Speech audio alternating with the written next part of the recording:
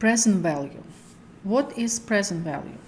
It's essentially the same idea as future value, except everything is backwards. When we talk about the future value, we are given some dollar amount today, and at some annual interest rate, we need to find what the future value will be in, let's say, 5 years. With the present value, everything is backwards.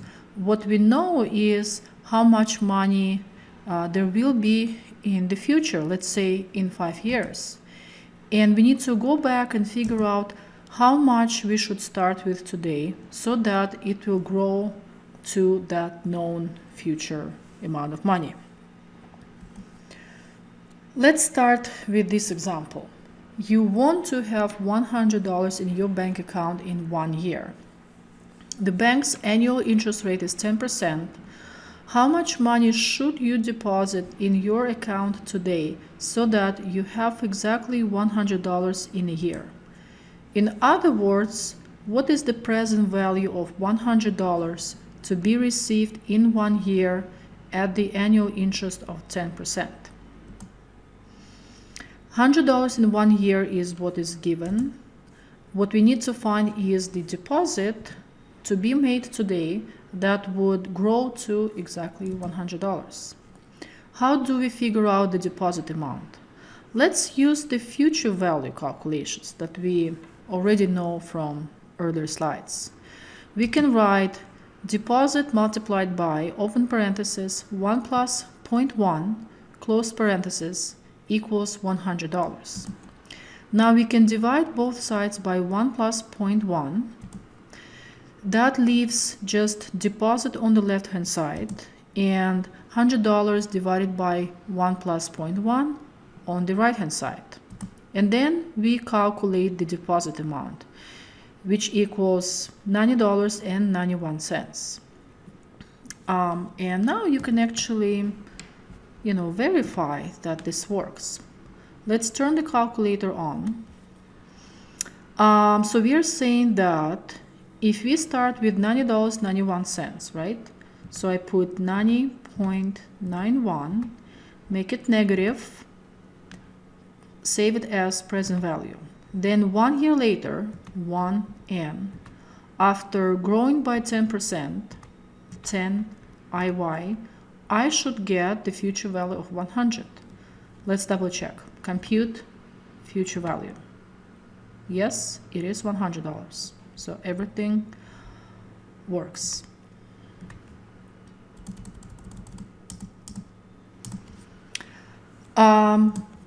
We can say this slide I think is kind of important because I want to try to explain different ways what present value means, how you should look at it.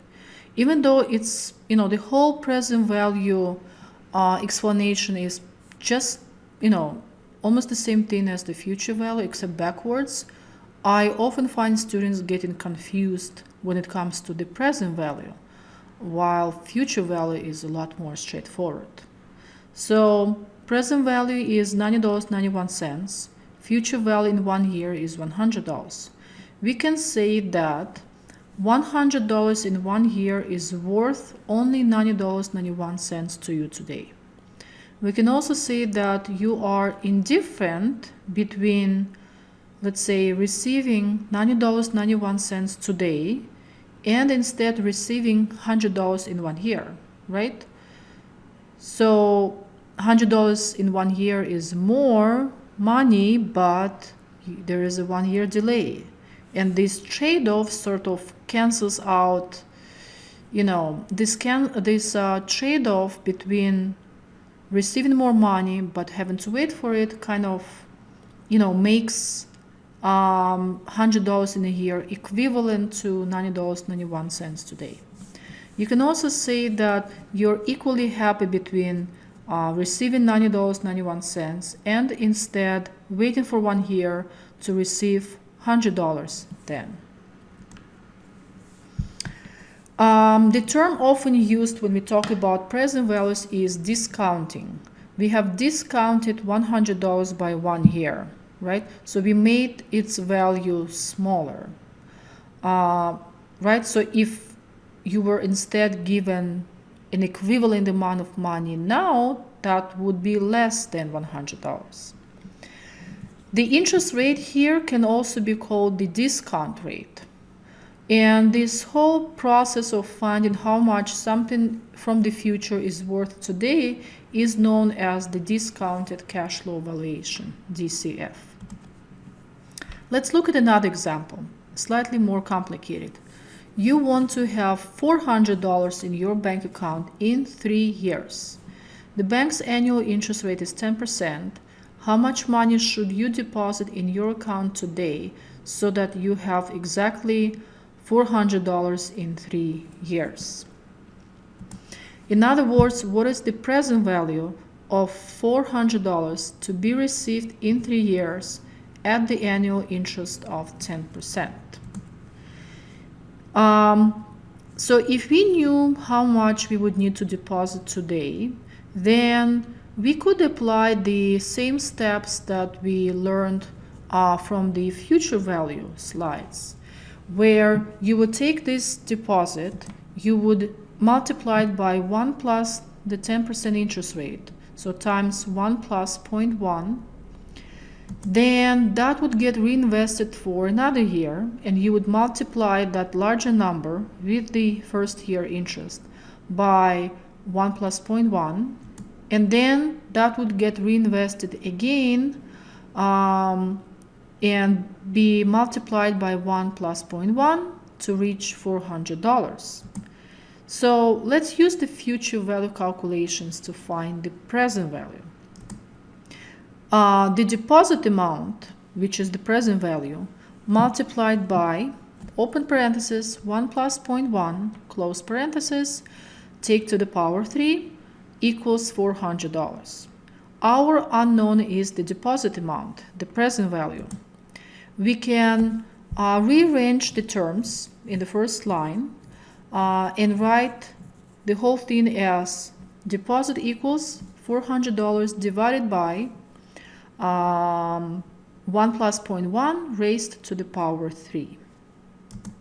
And when you do the math, you will get $300.53.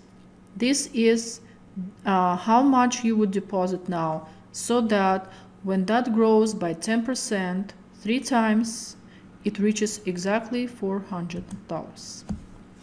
In general, the present value of some amount of money in T time periods should be calculated as the amount in T periods divided by, open parenthesis, 1 plus R, close parenthesis, raised to the power T. This could be rewritten as the amount in T periods multiplied by 1 divided by 1 plus R, the whole thing raised to the power T.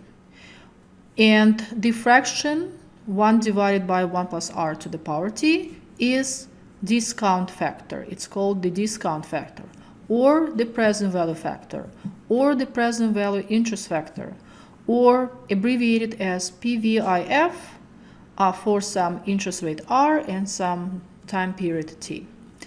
There is a table in the appendix number 2 at the end of the textbook, which gives the value of this discount factor for different combinations of the interest rate R and the number of time periods T.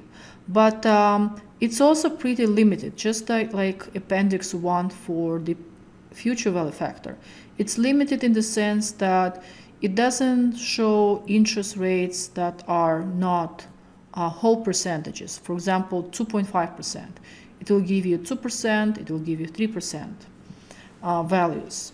And it doesn't show you, the full range of interest rates and time periods. So it's maybe only about 20 different interest rates and 20 different time periods. How would we do our last example in the financial calculator? Let me bring it up. Let me turn it on. Let's clear everything. Full reset. Second, plus minus, enter, right? Essentially, we are using the buttons from the third row again. except really simple. We are given the future value and we need to compute the present value. The rest everything else remains the same. So in no particular order, you enter three numbers: the $400 future value, 3 years, and 10% interest rate. So we can do $400 first. And just like when we were calculating the future value, here we would need to convert the $400 future value to a negative value. And that's only so that when you find your present value, the answer is displayed without any negative sign. So I pressed 400 plus minus to make it negative, FV. Then it's 3 years in the future. We need to discount that back by 3 years. I press 3N.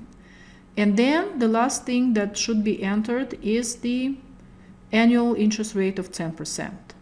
10 interest per year, IYK. Compute present value. I pressed CPT PV. The answer rounded to 2 decimal places is $300.53, just like on the slide. And I already mentioned that it doesn't matter in which order you enter the three numbers that are known, that should be known.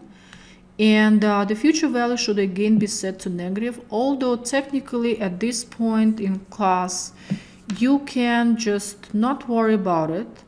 And when you find your present value, the negative sign should be simply ignored. Figure 5.3 from the textbook. Present value of $1 for different periods and rates. There's a lot of stuff going on here. On the horizontal axis, we have time in years. This is how many years in the future our given future value dollar amount is. 1 year in the future, 2 years in the future, and so on, all the way to 10. On the vertical axis, we have the present value of $1. So if it's $1 received in 1 year, then today it's worth less than $1, right? We already know that this is going to be the case. If $1 is going to be received, let's say, in 8 years, then today it's worth even less. And so each line on this graph represents the dropping of, the present value of $1 when $1 is pushed further into the future, right? That's the decline that you see in each line. Now, what are all the different lines? They all look similar. What's the difference? Each line has its own interest rate or discount rate. For example, 5%, 10%. Let's compare 5% line and 10% line. The 10% line is below the 5% line, which means that at 10% interest rate, the present value is smaller, right? Intuitively, this makes sense because the higher the interest rate, the less you should start with today so that it reaches some desired amount of money in the future, right? In other words, to summarize the effect of the interest rate on the present value, the higher the interest rate, the lower the present value, right? So you can afford to deposit less money in your bank account because at a higher interest rate, it will be growing faster and eventually reach the desired amount of money at some point of time in the future. So the higher the interest rate, the lower the present value. And the more years in the future our given future value amount is, the more distant our given future dollar amount is, the more distant in the future it is, the lower its present value.